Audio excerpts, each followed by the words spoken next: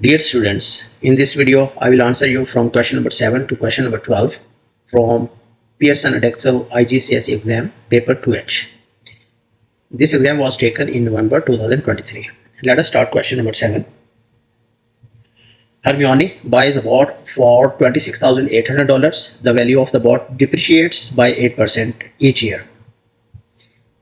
Work out the value of the boat at the end of 3 years. You need to find value of the boat after 3 years.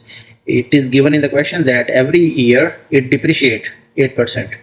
So if there is 8% depreciation, then the cost or value of the boat left, you can say 90%. 90% of this value after each year. 8% is depreciation, or it depreciates 8%. So cost will be the value left with 92% of this. So after first year, we can find the value of the boat after 1 year.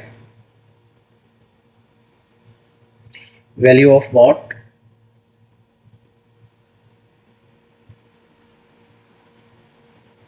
will be 92% of 26,800. So you can get the value after first year. So use calculator. 92% means 0.92. There is no difference between 92 and 0.92 and 92%. Percent divided by 100. So 0.92 will multiply with 26,800. You get the answer 24,656. Now for after second year, after 2 years, what is the value of the boat after 2 years? Value of the boat we can get by using the similar method. So 92%, 0.92 multiply this value. So 24,656. You just multiply the answer by 0.92 and you will get the answer $22,683.52. So this is the value of the boat after 2 years. After 3 years, value of the boat, you multiply this one by 0.92, the answer 22,683.52, and we will get answer here. Multiply the answer by 0.92 again. So if you go back to the question, we need to find correct to nearest dollars. So there will be no decimals. Our answer on the calculator is 20,868.8384. But you need to write as a dollars. So we will round it up because after decimal there is 8 and that is more than 5. So we will round it up. So our answer will be 20,869. 68 becomes 69. So this is the answer, 20,869. Question number 7. Now question number 8. The mean number of goals scored by a hockey team in 8 matches is 6. The team plays 2 more matches and scores k goals in each match. In 8 matches, there are the mean score. The mean number of goals are 6. If you remember the formula for mean, that is equals to x bar equals to sum of x divided by n. N will be the number of matches and x bar, this one is the mean. X bar is represented by mean. So number of matches will be n. You could get the number of goals by using this formula. Number of goals will be sum of x in 8 matches. If you want to get the number of goals in 8 matches, we can use this formula. The team plays 2 more matches. Before they played 8 matches, now 2 more matches, so it becomes 10 matches. Now the mean is, for 10 matches, mean is new mean, that is 7. Work out the value of k. Same way, number of goals in 8 matches you can get by using this formula. Just multiply n number of goals with the mean, you will get the number of matches with the mean, you will get number of goals. Number of goals in 8 matches.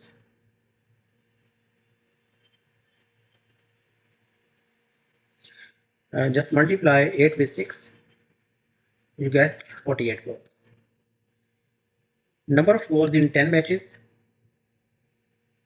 In each match, there are two more matches. Each match K goals. So in two matches, 2K goals. Before they scored 48 goals. Now the number of goals will be 48 plus 2K. Now we want to find the work out the value of K for 10 matches. We can use the same formula x bar equals sum of x divided by n. X bar is 7 for this.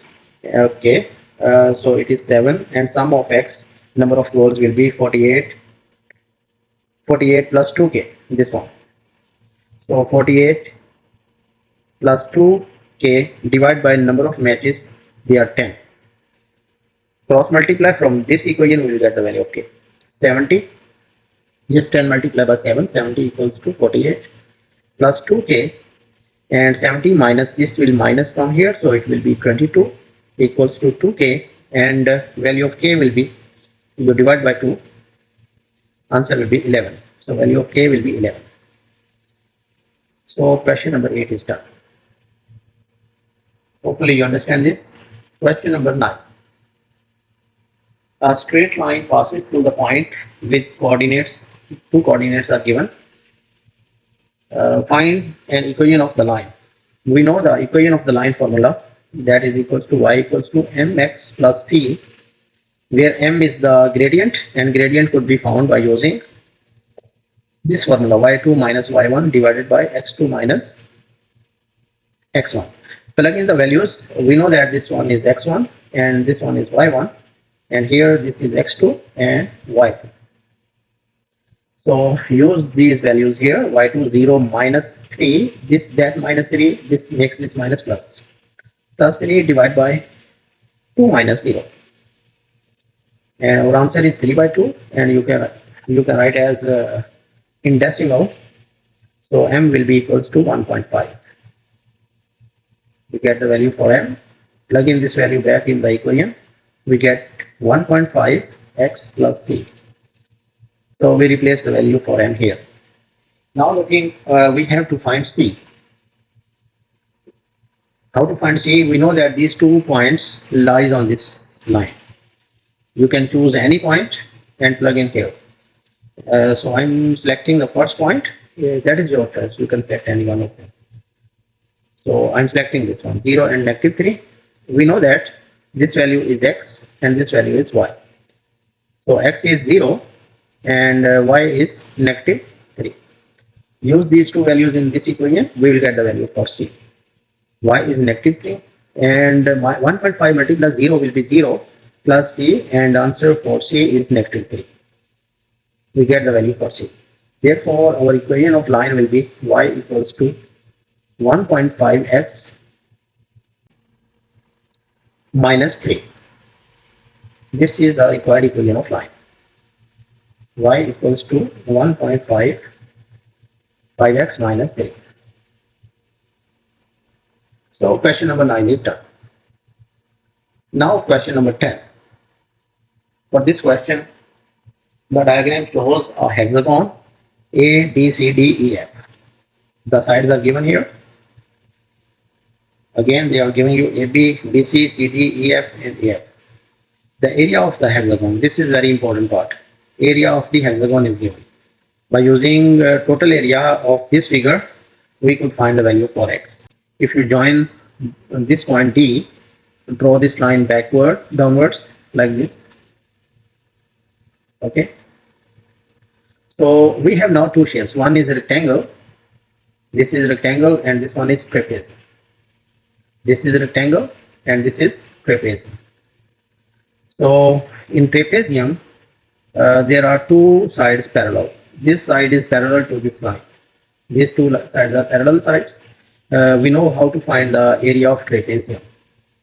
Area of trapezium formula is sum of parallel sides a plus b divided by 2 multiplied by height. Height is the line that is joining these two parallel lines. So this will be height. This will be height. Now we know that this side is 8. Total length of this side is 25. We could find easily the length of this blue line. It is 25, it is 8, so 25 minus 8, this gives you 17. So blue line length will be 17. And we can find area from here for trapezium. So we can add these two parallel lines, 17 plus 7 divided by 2 and multiply by its height. Now we can find it. Because the upper length of this rectangle is x plus 2, total length is x plus 6. So this length, the black one, will be x plus 2, because in rectangle opposite sides are equal. Total length of AF is x plus 6, so this remaining part, x plus 2 plus 4 makes 6. So this part will be 4. Hopefully you understand how it is 4. So you can multiply by 4 here. Area of rectangle is very easy. You multiply 25 with x plus 2, you will get area of rectangle. Now let us start. We know that this area, total area of a rectangle plus area of trapezium, this is equals to 258. Area of rectangle is length multiply width. Length is 25, width is x plus 2. So we can write as 25 and here x plus 2. Plus this is the length of area of rectangle. Area of trapezium could be found from this one. I already found that. So rather I will transfer that calculations here. 17 plus 7 divided by 2. 17 plus 7 divided by 2 multiply by 4. It gives you 258. Solving, expanding the brackets. So it will be 25x plus 50 plus we can cancel out these two. 17 plus 7, 24 multiplied to 48. So we get equals to 250. These two numbers 98, you can take them to right side. 25x will be equals to 258 minus 98. 25x equals to 258 minus 98 will be 160, and x will be equals to 160 divided by 25, and we get the answer for x, that is 6.4. 6.4. We can write this in the given space, 6.4 centimeters. Now question number 11. Sid has two boxes of crayons, box X and box Y. 5 of the 16 crayons in box X are red. 7 of 20 crayons in box Y are red. Sid takes at random 1 crayon from X and 1 from Y. Complete the probability tree diagram. Here, if red are 5,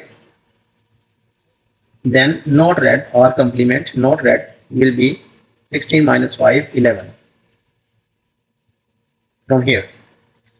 Now for box Y, if red are 7, then not red are 20 minus 7, 30.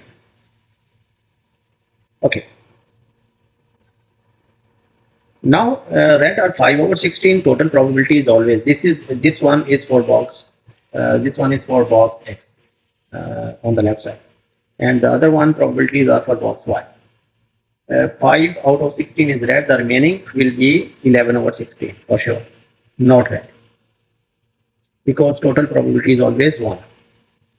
Now here red is 7 out of 20, here 7 out of 20, not red will be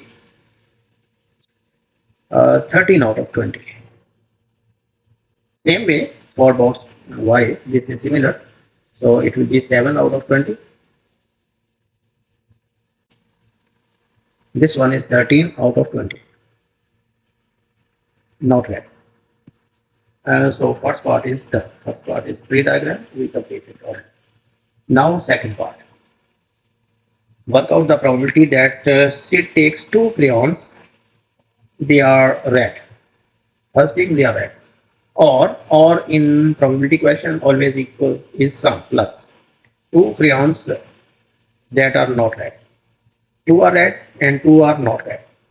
First of all, let us make here the possible samples we can make here, because first is red, second is red is here. Red and red. First is red and second is red. First is red and second is not red. We can write like this. Here, first, this one, first is not red and second is red. Here, first is not red and second is not red. So we can write like this. These are the samples. So we need to find the probability that the crayons are 2 red or 2 not red. So we need to find this probability of red and red, or 2 red or 2 not red. So we can write as probability for red and red. Red and red is here. Okay. So red probability is 5 over 16 and second red is 7 over 20. You can multiply them to get the probability for this part. So we can write here 5 over 16 multiply by the other probability 7 over 20. As I told you earlier, or means plus, so you can add here plus. Then we are finding this not red. First is not red is here, second is not red is here. So we can multiply these two probabilities here. 11 over 16 multiply 13 over 20. You can use calculator even for this purpose. Okay, here even mentally we can solve it. It will be 35 over 320 plus 11 multiply 13, 143, divide by 320. Now you can solve by using calculator, and calculator gives you the answer 89 over 160. So this is the answer for second part. Okay, we can write this answer here in the given space, 89 over 160. So question number 11 is done as well. Question number 12. Calculate the value of x. Here we can simplify this 4 as 2 square and here 2 square. So we can write as 2 power 7 multiply 2 square and power 5, and here 2 square power x. Power to power is always multiplied. So this power to power 2 multiply 5 is 10, and here power to power multiplied, so it becomes 2x. Now when the bases are same, powers are added. So left side will be 2 power 17 equals to 2 power 2x. Because bases are same, then powers are also same, equal. So we can write as 17 equals to 2x, and x will be equals to 8.5. We will divide by 2. So this is the answer for first part, 8.5. Now for second part, this power becomes the power of each value under the power. It is the rule. So we can write as 125 power 2 by 3, and p 6, and power to power always multiply. This 2 over 3 will multiply by 6. So you can write 6 multiply 2 by 3. Now there is y, so you can write as y power 24. It will multiply by 2 by 3. That's it. And we know that this is 5 cube. 125 is 5 cube, and better you multiply this cube with power to power. Power will multiply. And here you can simplify these numbers. So 3 and 6 can be cancelled out. So it will be 2. 2 multiplied 2 will be 4. And here this 3 can be cancelled with 24. You get answer here 8. 8 multiplied 2 16. So y power 16.